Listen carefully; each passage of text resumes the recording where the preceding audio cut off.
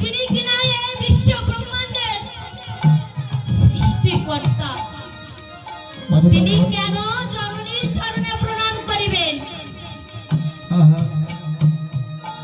কেন করিলেন মা? কেননা নিজে আচরিয়া ধর্ম জগতে দেখতে জানাইবার জন্য, নিজে আচরিয়া ধর্ম জগৎ জীবকে জানাইবার জন্য। কেননা আমি যদি ওই জননীর চরণে প্রণাম না করি, আমার এই সন্তানরা কেমন করে শিক্ষা পাবে বাবা?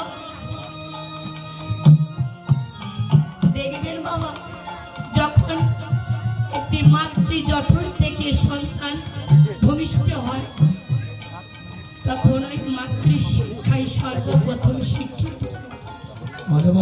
তদুপরি অনাধিরাধি গোবিন্দ আমার সকলের পিতা, তিনি যদি আমাদের না শিক্ষা দেন, তাহলে তো আমার এই জগতে জীব শিখতে পারবে না। তাই কি বললেন? বলে প্রণাম করে রে,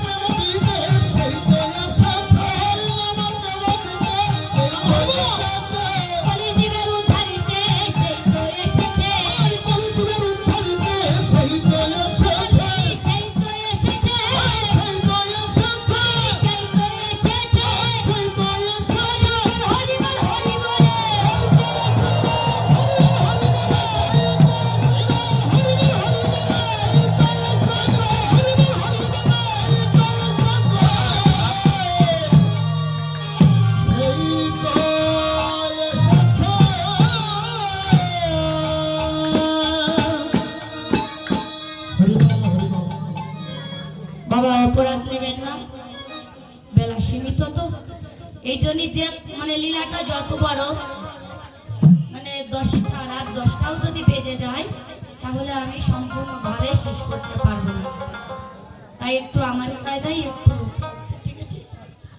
আমার হয়তো আমার থেকে অনেক বয়োজ্যেষ্ঠ বৈষ্ণব আছেন, বাবা আছেন, অধিক জানেন, আমি বাবা নগণ্য, অতি সামান্য কিছুই বুঝি, শুধু দাঁড়িয়ে আছি আপনাদের চরণ ধারে আশীর্বাদ।